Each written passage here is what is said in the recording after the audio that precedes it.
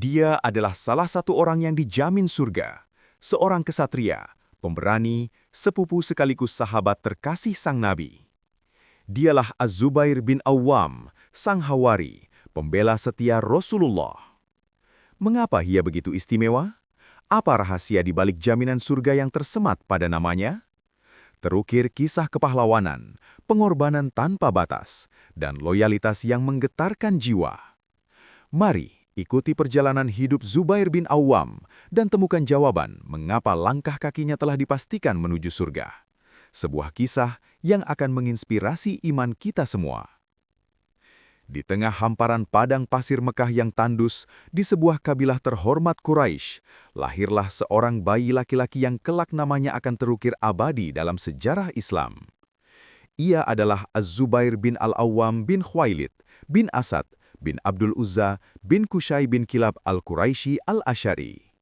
Nasabnya bertemu dengan nasab Rasulullah SAW pada Qusay bin Kilab, kakek kelima Nabi. Keistimewaan nasabnya tak berhenti di situ. Ibundanya adalah Safiyah binti Abdul Muttalib, bibi kandung Rasulullah SAW, yang berarti Zubair adalah sepupu Nabi dari pihak ibu. Sementara dari pihak ayahnya, Al-Awwam bin Khuwailid adalah saudara laki-laki dari Ummul Mukminin Khadijah binti Khuwailid radhiyallahu anha, istri pertama dan tercinta Rasulullah SAW. Jadi, Zubair juga merupakan keponakan Khadijah. Ikatan darah yang begitu dekat dengan lingkaran inti Ahlul Bait ini seolah menjadi pertanda awal akan peran besar yang akan diembannya. Masa kecil, Zubair ditempa oleh didikan keras namun penuh kasih dari ibundanya Safiyah. Sang ibu bukanlah wanita biasa. Ia dikenal memiliki karakter yang kuat, cerdas, dan pemberani. Sifat-sifat yang menurun jelas pada putranya. Ada sebuah riwayat menarik yang menggambarkan bagaimana Safiyah mendidik Zubair.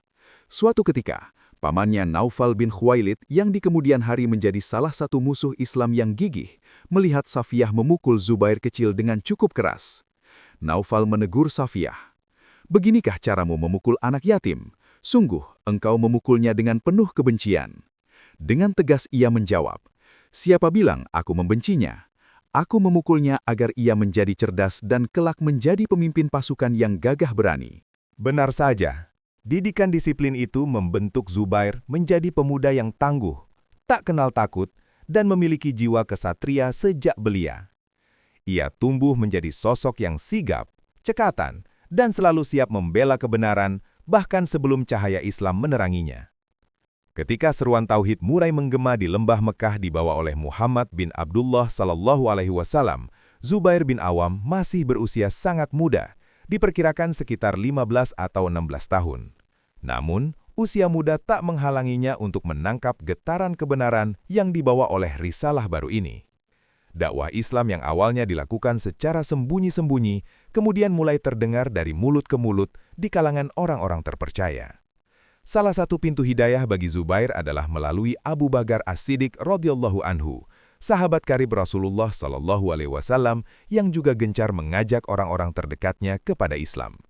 Abu Bakar melihat kejernihan hati dan potensi besar dalam diri pemuda Zubair. Tanpa banyak keraguan, hati Zubair tergerak. Ia merasakan panggilan jiwa yang begitu kuat terhadap ajaran yang murni dan lurus ini. Ajaran yang membebaskan manusia dari penyembahan berhala dan kejahiliahan.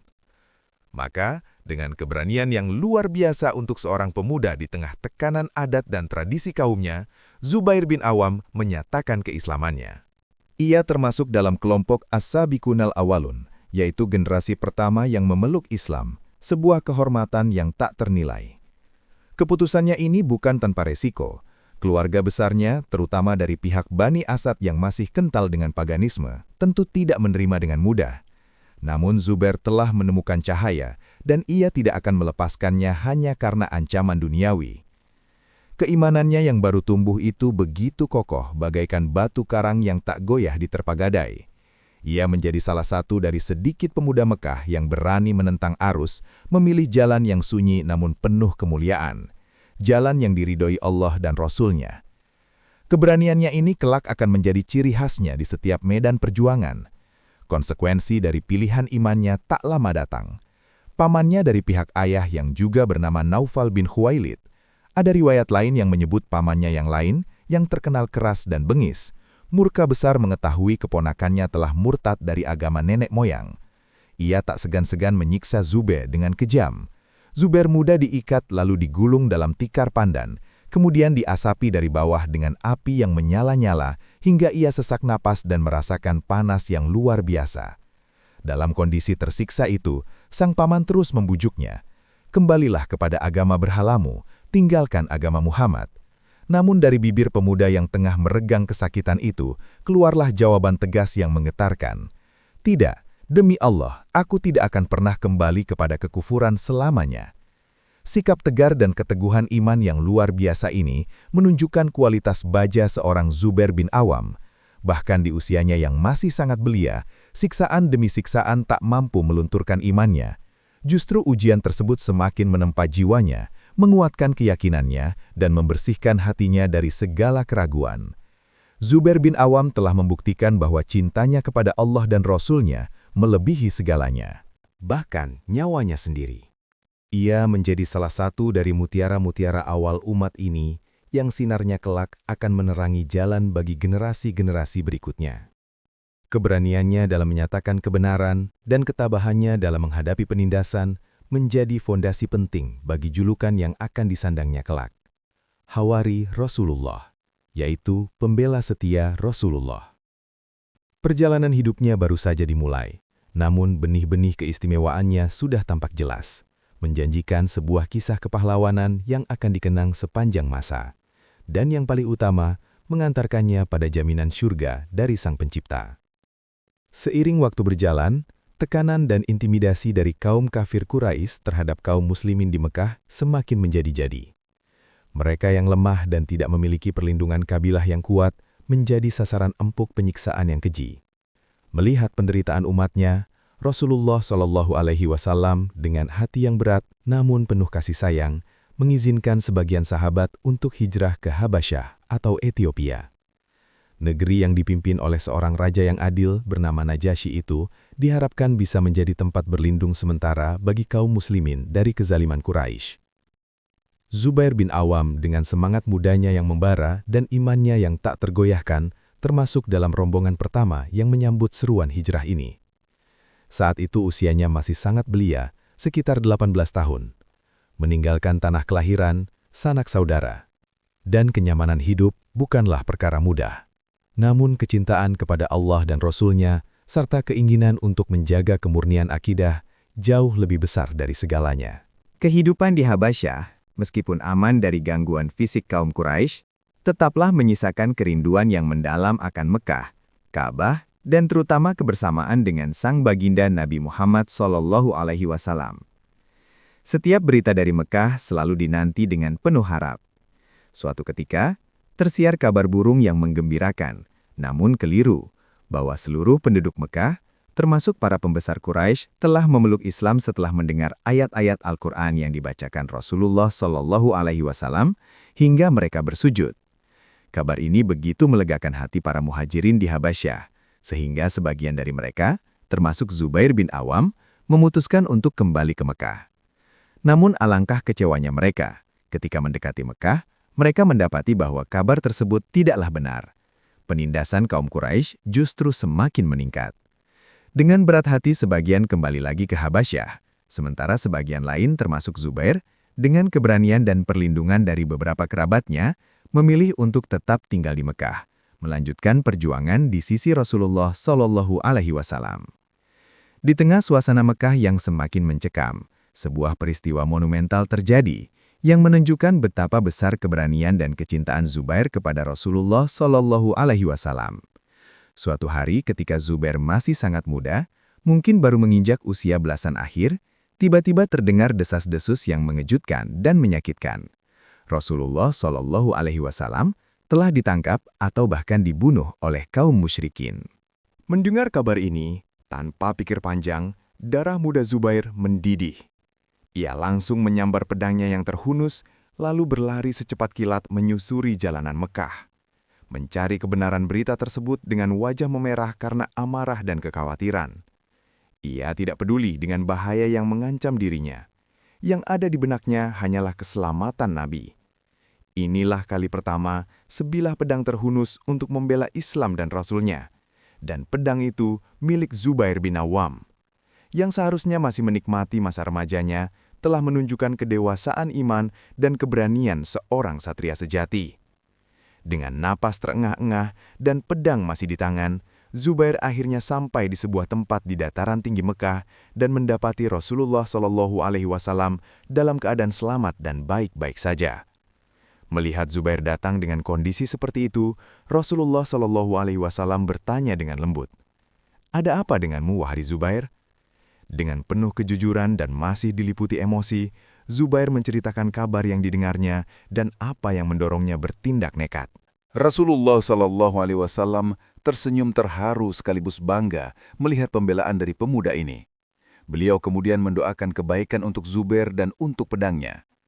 Peristiwa ini menjadi salah satu penanda penting akan kedudukan Zubair di sisi Rasulullah SAW. Keberanian spontan yang didasari oleh kecintaan yang tulus ini adalah cikal bakal julukannya sebagai Hawari Rasulullah, sang pembela setia. Sejak saat itu, Zubair seolah telah mengikrarkan dirinya sebagai perisai hidup bagi Nabi Muhammad SAW. Tekanan di Mekah yang tak kunjung reda akhirnya membawa pada perintah hijrah besar-besaran ke Yastrib yang kemudian dikenal sebagai Madinah Al-Munawwarah. Zubair bin Awam tentu saja menjadi salah satu dari mereka yang menyambut perintah ini dengan penuh ketaatan. Ia meninggalkan segala harta benda dan kenangan di Mekah, termasuk rumah dan perdagangannya, demi menyelamatkan iman dan membangun peradaban Islam di tempat yang baru. Zubair tidak sendiri, ia hijrah bersama istrinya, Asma binti Abu Bakar Siddiq yang saat itu tengah mengandung putra pertama mereka, Abdullah bin Zubair. Perjalanan hijrah ini bukanlah perjalanan yang mudah, penuh dengan pengorbanan, namun Zubair dan para sahabat lainnya menghadapinya dengan ketabahan dan keyakinan akan janji Allah. Mereka tahu bahwa apa yang mereka tinggalkan akan diganti dengan yang jauh lebih baik di sisinya. Setibanya di Madinah, suasana persaudaraan yang hangat menyambut para muhajirin. Rasulullah SAW mempersaudarakan kaum muhajirin dari Mekah dengan kaum Ansor dari Madinah. Zubair bin Awam dipersaudarakan dengan Salamah bin Waqsh al-Ansori, seorang sahabat Ansor yang mulia. Ikatan persaudaraan atas dasar iman ini menjadi pondasi kekuatan umat Islam di Madinah. Di kota baru ini, Zubair memulai lembaran baru dalam hidupnya. Semangat jihadnya semakin berkobar, siap untuk menghadapi tantangan-tantangan berikutnya dalam membela Islam. Ia tidak hanya menjadi seorang pedagang yang ulung untuk membangun kembali ekonominya, tetapi juga seorang prajurit yang selalu berada di garda terdepan dalam setiap panggilan jihad. Keberanian yang telah ia tunjukkan di Mekah akan semakin terasah dan terbukti dalam berbagai kancah pertempuran yang akan datang, mengukuhkan posisinya sebagai salah satu pilar utama kekuatan Islam. Kehidupan di Madinah Al-Munawwarah mulai tertata. Kaum muslimin, baik muhajirin maupun ansor, bahu-membahu membangun sebuah komunitas yang berlandaskan iman dan ukhuwah. Namun, ancaman dari kaum musyrikin Quraisy di Mekah tidak pernah benar-benar padam. Dendam kesumat karena Ditinggalkannya agama nenek moyang dan berhasilnya kaum muslimin membangun kekuatan baru di Madinah terus membakar hati mereka. Rasulullah SAW dan para sahabatnya pun senantiasa waspada mempersiapkan diri menghadapi segala kemungkinan. Zubair bin Awam dengan semangat juang yang tak pernah luntur selalu berada di barisan terdepan dalam setiap upaya mempertahankan dan menyebarkan risalah Islam. Ia bukan hanya seorang kerabat dekat Nabi, tetapi juga seorang prajurit pilihan yang keberaniannya telah teruji. Setiap kali genderang perang ditabuh, Zubair adalah salah satu yang pertama menyambut panggilan jihad dengan gagah berani, siap mengorbankan jiwa dan raganya demi tegaknya panji La ilaha illallah. Ketika Perang Badar meletus pada tahun kedua Hijriah, perang pertama yang menentukan antara kaum muslimin dan kaum musyrikin Quraisy, Zubair bin Awam tampil sebagai salah satu pahlawan utama. Meskipun jumlah kaum muslimin jauh lebih sedikit dibandingkan pasukan Quraisy yang lengkap dengan persenjataan dan logistik, semangat juang mereka membara karena keyakinan akan pertolongan Allah. Zubair yang dikenal sebagai penunggang kuda yang ulung menjadi salah satu komandan sayap kavaleri pasukan muslimin, jika tidak satu-satunya yang memimpin pasukan berkuda di awal pertempuran, karena kaum muslimin saat itu hanya memiliki sedikit kuda. Dalam beberapa riwayat disebutkan bahwa Zubair mengenakan sorban berwarna kuning yang mencolok di kepalanya menjadi ciri khasnya di medan pertempuran. Kehadirannya di tengah pasukan memberikan semangat tersendiri bagi para mujahidin lainnya. Ia bertempur dengan gagah berani, menerjang barisan musuh tanpa gentar sedikitpun. Salah satu momen paling heroik yang dicatat sejarah dalam Perang Badar adalah duel Zubair melawan salah satu jagoan Quraisy, Ubaidah bin Sa'id bin Al-As. Ubaidah ini adalah seorang prajurit tangguh yang seluruh tubuhnya tertutup baju besi. Hanya kedua matanya yang terlihat. Ia maju dengan sombong menantang kaum muslimin. Zubair bin Awam dengan sigap dan penuh perhitungan maju menghadapinya. Dengan tombak di tangan, Zubair mengincar celah sempit di antara pelindung kepala dan baju besi Ubaidah, yaitu tepat di bagian matanya. Dengan sekali tusukan yang sangat akurat dan kuat, tombak Zubair menembus mata Ubaidah hingga tembus ke bagian belakang kepalanya. Ubaidah pun tewas seketika. Diriwayatkan bahwa tombak itu begitu kuat tertancap hingga sulit untuk dicabut. Ketika akhirnya berhasil dicabut, ujung tombak itu sedikit bengkok. Rasulullah SAW kemudian meminta tombak tersebut dan menyimpannya Sebagai kenang-kenangan. Sepeninggal Rasulullah SAW, tombak itu berpindah tangan ke Abu Bakar, lalu Umar, lalu Utsman, hingga akhirnya kembali kepada keluarga Zubair sebagai saksi bisu keberanian luar biasa sang Hawari. Ujian keimanan dan ketangguhan berikutnya datang dalam Perang Uhud pada tahun ketiga Hijriah. Awalnya, kaum muslimin meraih keunggulan, namun kelengahan sebagian pasukan pemanah yang meninggalkan pos strategis mereka di atas bukit demi mengambil ganimah atau harta rampasan perang menjadi petaka. Pasukan berkuda kafir Quraisy yang dipimpin oleh Khalid bin Walid sebelum ia masuk Islam memanfaatkan celah tersebut dan menyerang dari belakang memporak-porandakan barisan kaum muslimin. Suasana menjadi kacau balau, bahkan Rasulullah SAW sendiri terluka. Di tengah situasi yang sangat genting inilah keteguhan dan keberanian Zubair bin Awam kembali bersinar. Ia bersama beberapa sahabat pilihan seperti Talhah bin Ubaidillah, Abu Bakar Asy-Syiddiq, dan Umar bin Khattab menjadi perisai hidup bagi Rasulullah SAW. Mereka bertempur mati-matian, melindungi Nabi dari serbuan musuh yang datang bertubi-tubi. Zubair bin Awam tak gentar sedikitpun menghadapi kepungan musuh. Ia bertarung dengan gagah berani, menebas ke kanan dan ke kiri, berusaha memecah kepungan dan menjaga keselamatan sang Nabi. Diriwayatkan bahwa pada hari itu Zubair mendapat banyak sekali luka di tubuhnya akibat sabetan pedang dan tusukan tombak. Salah satu luka yang paling parah bahkan meninggalkan bekas lubang yang dalam di pundaknya. Begitu dalamnya hingga putranya Urwah bin Zubair di kemudian hari bisa memasukkan jarinya ke bekas luka tersebut.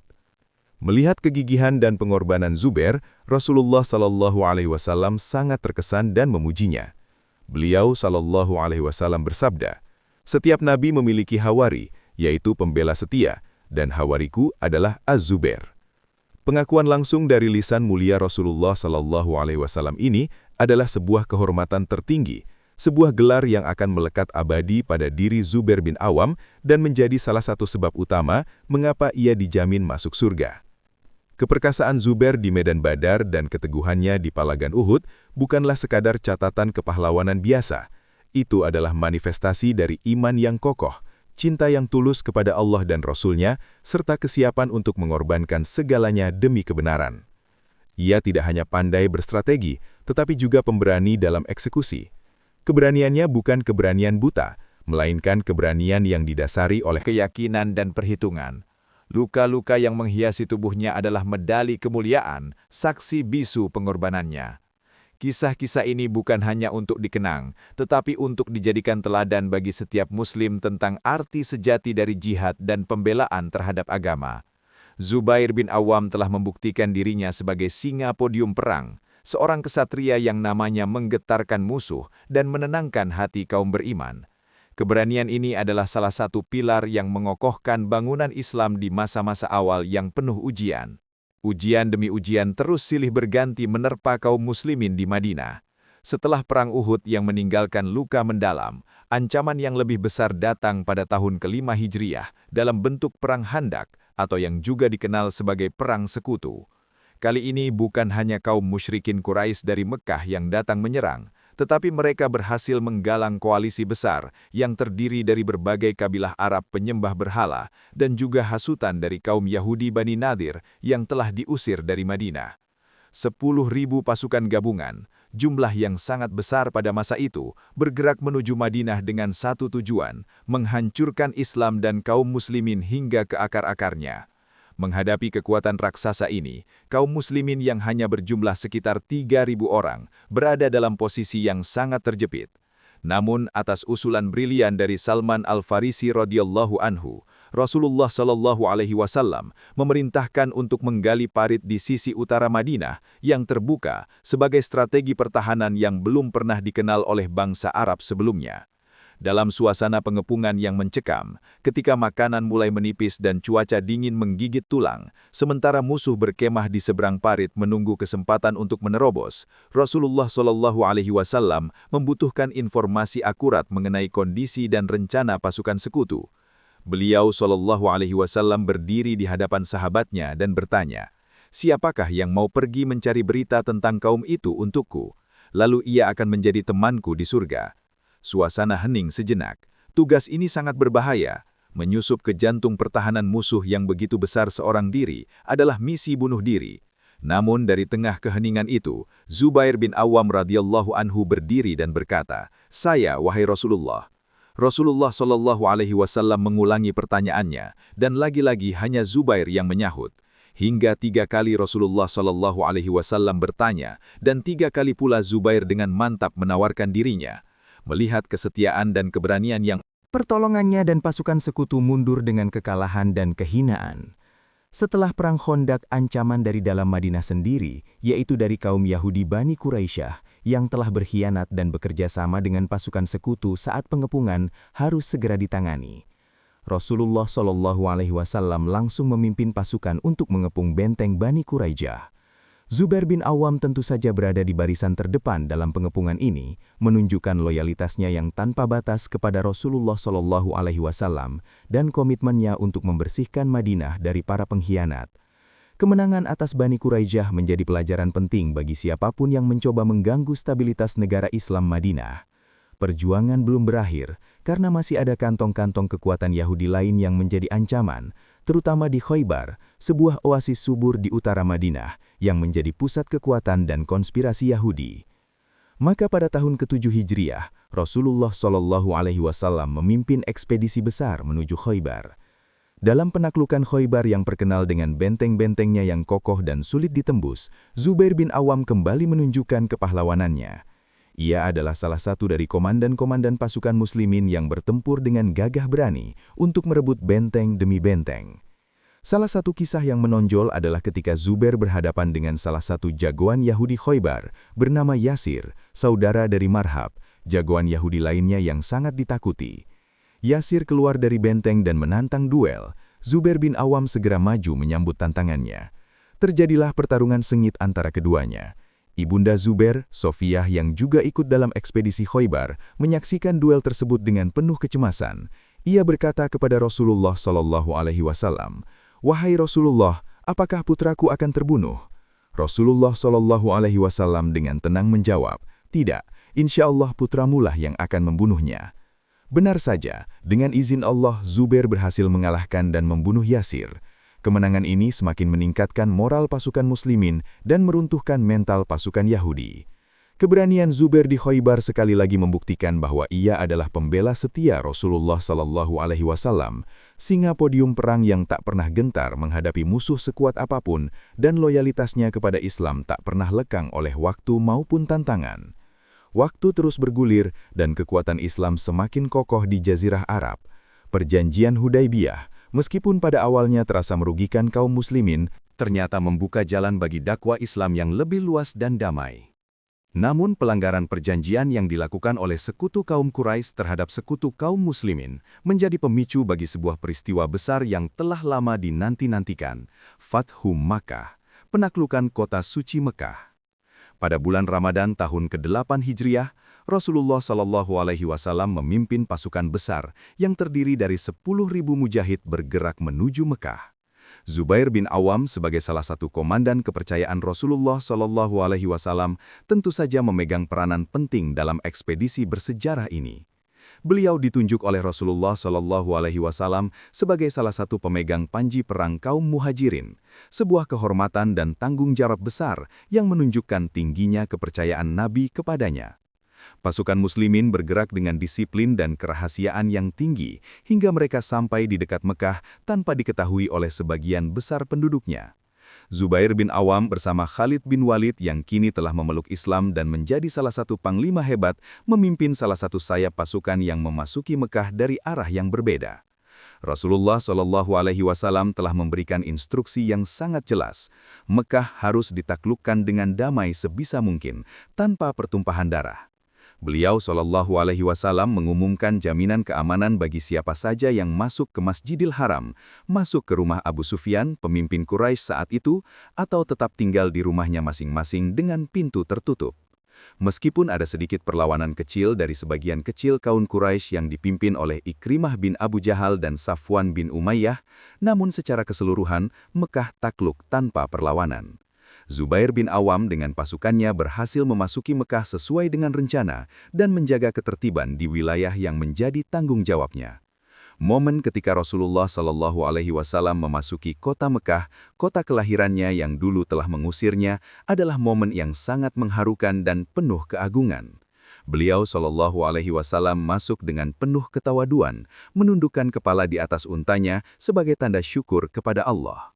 Zubair bin Awam dan para sahabat lainnya menyaksikan dengan mata berkaca-kaca kemenangan besar yang telah Allah anugerahkan ini. Tidak ada kesombongan, tidak ada arogansi, yang ada hanyalah rasa syukur dan kebesaran jiwa. Setelah membersihkan Ka'bah dari berhala-berhala yang selama ini menjadi sesembahan kaum jahiliyah, Rasulullah SAW menyampaikan pidato yang sangat berkesan, di mana beliau memberikan amanah dan maaf kepada semua penduduk Mekah. Ternyata membuka jalan bagi dakwah Islam yang lebih luas dan damai. Namun, pelanggaran perjanjian yang dilakukan oleh sekutu kaum Quraisy terhadap sekutu kaum muslimin menjadi pemicu bagi sebuah peristiwa besar yang telah lama dinanti-nantikan. Fathu Mekah, penaklukan kota suci Mekah. Pada bulan Ramadan, tahun ke-8 Hijriah, Rasulullah SAW memimpin pasukan besar yang terdiri dari 10.000 mujahid bergerak menuju Mekah. Zubair bin Awam sebagai salah satu komandan kepercayaan Rasulullah SAW tentu saja memegang peranan penting dalam ekspedisi bersejarah ini. Beliau ditunjuk oleh Rasulullah SAW sebagai salah satu pemegang panji perang kaum Muhajirin, sebuah kehormatan dan tanggung jawab besar yang menunjukkan tingginya kepercayaan Nabi kepadanya. Pasukan muslimin bergerak dengan disiplin dan kerahasiaan yang tinggi, hingga mereka sampai di dekat Mekah tanpa diketahui oleh sebagian besar penduduknya. Zubair bin Awam bersama Khalid bin Walid, yang kini telah memeluk Islam dan menjadi salah satu panglima hebat, memimpin salah satu sayap pasukan yang memasuki Mekah dari arah yang berbeda. Rasulullah SAW telah memberikan instruksi yang sangat jelas. Mekah harus ditaklukkan dengan damai sebisa mungkin, tanpa pertumpahan darah. Beliau SAW mengumumkan jaminan keamanan bagi siapa saja yang masuk ke Masjidil Haram, masuk ke rumah Abu Sufyan, pemimpin Quraisy saat itu, atau tetap tinggal di rumahnya masing-masing dengan pintu tertutup. Meskipun ada sedikit perlawanan kecil dari sebagian kecil kaum Quraisy yang dipimpin oleh Ikrimah bin Abu Jahal dan Safwan bin Umayyah, namun secara keseluruhan, Mekah takluk tanpa perlawanan. Zubair bin Awam dengan pasukannya berhasil memasuki Mekah sesuai dengan rencana, dan menjaga ketertiban di wilayah yang menjadi tanggung jawabnya. Momen ketika Rasulullah SAW memasuki kota Mekah, kota kelahirannya yang dulu telah mengusirnya, adalah momen yang sangat mengharukan dan penuh keagungan. Beliau SAW masuk dengan penuh ketawaduan, menundukkan kepala di atas untanya sebagai tanda syukur kepada Allah. Zubair bin Awam dan para sahabat lainnya menyaksikan dengan mata berkaca-kaca kemenangan besar yang telah Allah anugerahkan ini. Tidak ada kesombongan, tidak ada arogansi, yang ada hanyalah rasa syukur dan kebesaran jiwa. Setelah membersihkan Ka'bah dari berhala-berhala yang selama ini menjadi sesembahan kaum jahiliyah, Rasulullah SAW mengumpulkan penduduk Mekah. Mereka yang dulu memusuhi, menyiksa, dan mengusir Nabi serta para pengikutnya, kini berdiri di hadapannya dengan penuh ketakutan, menanti keputusan apa yang akan dijatuhkan. Namun, Rasulullah SAW dengan kemurahan hati yang luar biasa bertanya kepada mereka, "Menurut kalian, apa yang akan aku lakukan terhadap kalian?" Mereka menjawab, "Yang baik, wahai saudara yang mulia, putra dari saudara yang mulia." Maka Rasulullah SAW bersabda, "Pergilah kalian. Sesungguhnya kalian semua bebas."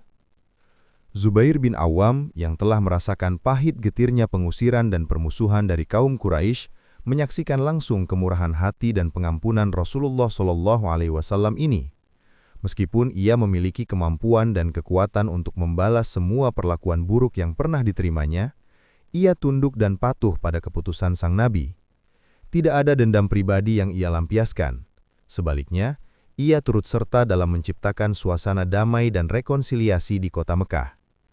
Sikap ini menunjukkan betapa luhurnya akhlak Zubair, yang tidak hanya gagah berani di medan perang, tetapi juga berjiwa besar dan pemaaf di saat kemenangan.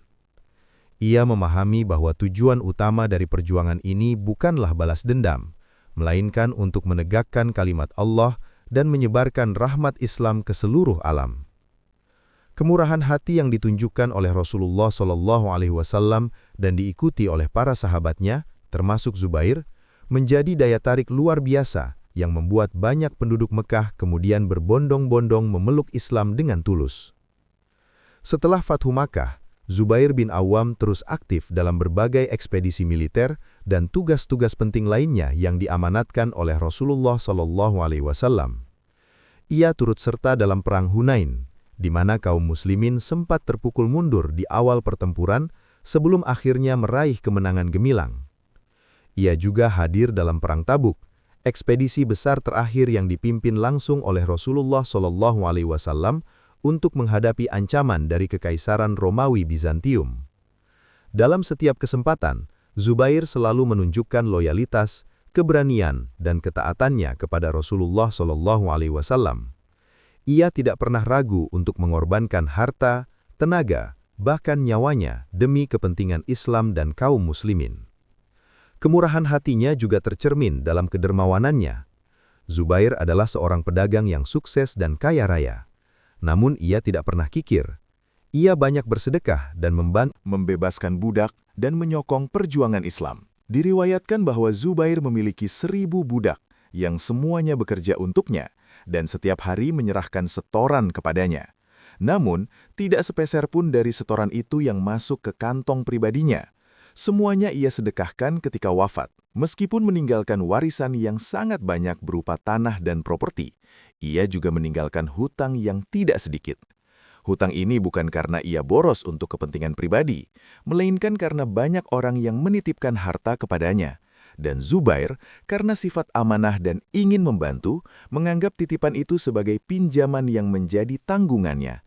Lalu ia gunakan untuk berinvestasi atau disalurkan kepada yang membutuhkan. Putranya Abdullah bin Zubair bekerja keras melunasi semua hutang ayahnya setelah beliau wafat, menunjukkan betapa besar tanggung jawab dan kedermawanan sang Hawari. Di masa kekhalifahan Utsman bin Affan radhiyallahu an, Zubair bin Awam tetap menjadi salah satu tokoh sentral dan anggota Ahlus Syura atau Dewan Penasihat yang terdiri dari 6 sahabat senior yang ditunjuk oleh Umar bin Khattab untuk memilih khalifah penggantinya. Namun, masa akhir pemerintahan Utsman diwarnai dengan berbagai fitnah dan gejolak politik yang kompleks, yang pada puncaknya berujung pada tragedi terbunuhnya sang khalifah secara zalim oleh para pemberontak. Peristiwa ini menjadi awal dari fitnah besar yang melanda umat Islam. Zubair bersama Tolhah bin Ubaidillah dan Ummul Mukminin Aisyah radhiyallahu anha sangat terpukul dan marah atas terbunuhnya Utsman. Mereka berpendapat bahwa kisos adalah hukuman setimpal terhadap para pembunuh Utsman harus segera ditegakkan. Ketika Ali bin Abi Thalib radhiyallahu an dibaiat menjadi khalifah, Zubair dan Tolhah pada awalnya memberikan. Namun kemudian mereka bersama Aisyah berangkat menuju Basrah dengan tujuan, menurut ijtihad mereka, untuk menuntut keadilan atas darah Utsman dan mendamaikan umat, bukan untuk menentang kekhalifahan Ali secara langsung. Meskipun situasi saat itu sangat keruh dan penuh kesalahpahaman, terjadilah peristiwa yang sangat disesalkan dalam sejarah Islam, yaitu Perang Jamal. di mana pasukan yang dipimpin oleh Aisyah, Tolhah, dan Zubair berhadapan dengan pasukan Khalifah Ali bin Abi Thalib. Sebelum pertempuran benar-benar berkecamuk, Ali bin Abi Thalib berusaha keras untuk melakukan islah atau perdamaian dan mengingatkan kedua belah pihak akan bahaya perpecahan. Ali secara khusus memanggil Zubair bin Awam. Dalam pertemuan yang mengharukan itu, Ali mengingatkan Zubair akan sebuah sabda Rasulullah SAW yang pernah mereka dengar bersama.